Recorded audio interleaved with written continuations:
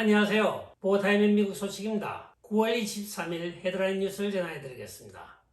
보타임엔 오늘의 첫 번째 소식을 전해드리겠습니다. 실험적인 mRNA 코비드 백신에 대하여 부정적인 발표가 오늘 나오고 있습니다. 발표자는 바로 크리스 슈메이커라고 하는 의학 박사입니다. 그는 2020년부터 2022년까지 캐나다 오타와 동부 지역에 코비드 클리닉을 담당하였던 의사이기도 합니다. 그가 그간의 임상 데이터를 바탕으로 오늘 발표한 내용은 아주 충격적입니다. 어린아이들이 1000명 중 약 2명이 사망에 이르는 백신이라고 하고, 또한 이 mRNA 백신은 바로 T세포를 파괴한다고 합니다.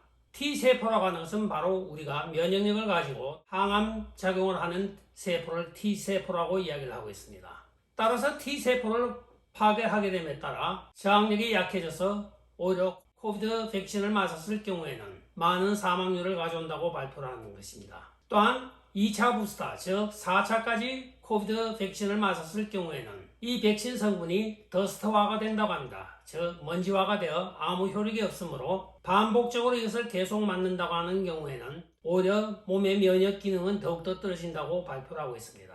그는 또 2차 부스터 접종 후 많은 사람들이 10일 내에 사망한 사건을 예로 들기도 하고 있습니다. 즉 이 코비드-19 백신 자체가 experimental, 즉 실험용 백신이라고 오늘 다시 한번 강조를 하고 있습니다. 메인스트림 미디어에서는 이 박사의 인터뷰를 받아주지 않아 부득불 이 메디컬 닥터는 로컬에 있는 인터넷 신문과 대담해서 이 사실을 밝히고 있습니다.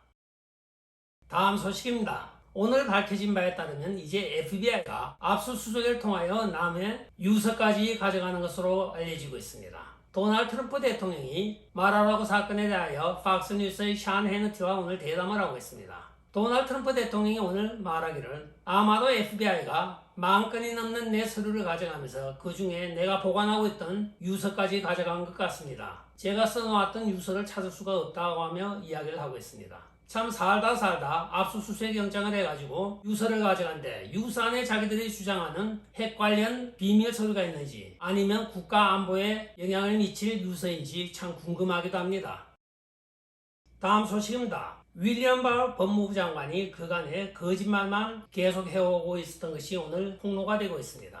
미국 갱신센터라고 하는 곳에서 시민들의 알 권리를 가지고 윌리엄 바 법무부 장관이 이야기하였던 13개 경합지역의 부정선거에 관한 수사자료를 요청하였습니다. 그러나 한 곳을 빼고 12군데에서는 그런 서류 자체가 없다고 다 반려를 당한 것입니다.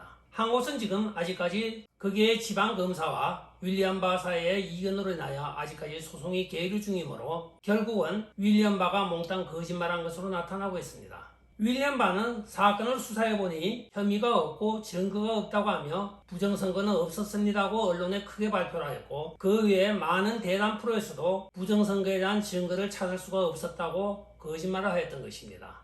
법무부 장관이나 되는 사람이 전 미국인을 상대로 가장 민감한 부분인 부정선거에 관한 수사를 거짓 보고를 하였던 것입니다. 이것은 국민에 대한 법무부 장관의 배신으로 간주할 수밖에 없습니다. 그가 그동안 점잖은 얼굴을 하고 매스컴에서 부정선거에 대한 증거를 찾을 수가 없었습니다 하고 이야기할 때 많은 사람들은 그의 말에 신용을 하였습니다. 그러나 오늘 밝혀진 바에 따르면 수사를 한 적이 없었다는 것입니다.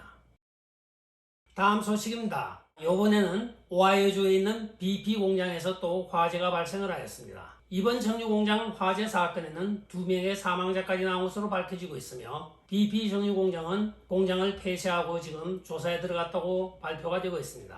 이는 올 6월 이후에 정유 개통에만 4번째 발생한 사고이기도 합니다.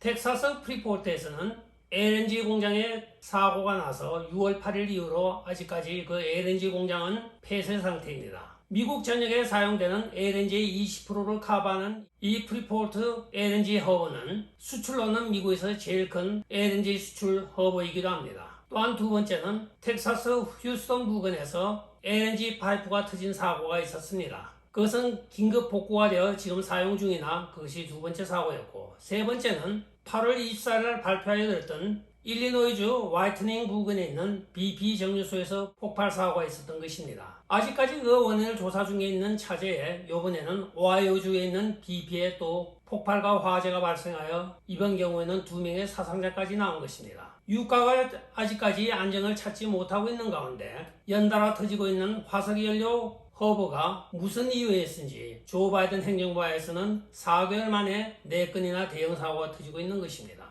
앞으로 화석연료를 사용하는 모든 산업과 차량은 미국에서 운행하는 것이 상당히 힘들어질 전망입니다. 다음 소식입니다. 하원에서 대통령 선거 인정 절차 변경을 위한 법안을 통과시켰습니다. 이 법안은 하원에서 229대 203으로 민주당 주도로 통과가 되었으며 공화당에서 민주당 측에 손을 들어 9명이 같이 동참한 것으로 나타나고 있습니다. 이 법안에 발의한 바로 리치 체니와 또한 에던 킨징거 등등 9명의 공화당 하원들이 여기다 가세를 한 것입니다. 그러나 이것이 상원에 갔을 때는 부결될 것이 100% 확실시되므로 별 걱정은 하지 않아도 됩니다. 그러나 미국 헌법이 규정하고 있는 대통령 선거 인정에 관한 것을 민주당 주도로 하원에서 번복하려고 시도하였다는 자체가 미국 헌법에 대한 큰 도전이기도 합니다. 다음 소식입니다. 발표된 바에 따르면 보스턴시에서 약 1098건의 자동차 접촉 사고는 바로 우버와 리프트 운전자들에 의하여 발생한 것으로 보고가 되고 있습니다. 이는 전체 교통 접촉 사고의 4분의 1을 해당하는 것으로 최근에 늘어나고 있는 공유교통 시스템의 허점을 드러내고 있는 것입니다. 처음과는 달리 우버와 리프트가 운전자들에게 박한 이윤을 주게 됨으로써 이들은 장시간 운전으로 인한 피로도 누적으로 인한 것이라고 교통 전문가들은 분석을 하고 있습니다. 오늘의 마지막 소식을 전해 드리겠습니다. 캘리포니아에서는 2027년부터 인간을 퇴비화할 수 있는 법안이 오늘 발표가 되었습니다. 이 법안은 민주당 크리스티나 가르시아라고 하는 의원이 발의한 것으로 인간이 화장을 할 경우에는 너무나 많은 탄소가 배출되므로 퇴비화를 하여 흙으로 돌려보내는 것을 하자고 발의하였던 것이 오늘 법안으로 되어 게빈 뉴섬 주지사가 사인을 함으로 2027년부터 공식적으로 인간 퇴비화가 캘리포니아에선 가능하게 되어 있습니다. 캘리포니아 캐톨릭 연합회의 도밍고 사무총장은 이에 대하여 이 과정은 단순히 인체를 일회성으로 환원시키고 있는 것이며 또한 인간을 퇴비함에 따라 영적, 심적, 정서적으로 고인과 멀어지게 만드는 뿐이라고 반대 성명을 내고 있습니다. AB 351로 명기된 이 법안은 벨가든이라고 하는 회사가 인간을 퇴비하는 모든 과정을 수행하며 퇴비는 유족이 원할 경우에는 유족에게 돌려주고 만약에 유족이 원하지 않을 시에는 보호구규지에 뿌려진다고 오늘 전하고 있습니다. 디벨가든이라고 회사가 도입한 이 방식은 약 30일 내지 45일에 걸쳐 유기물 분해 효소를 사용하여 인간 시체를 토양화시키는 방식이기도 합니다. 여기에 대하여 캐톨릭 연합회와 또한 많은 종교단체가 이에 대한 반대 성명을 내고 있습니다. 끝까지 시청해 주셔서 감사합니다. 좋아요, 구독, 알림, 그리고 공유 부탁드리고 댓글 많이 부탁드리겠습니다. 안녕히 계시오. 바이.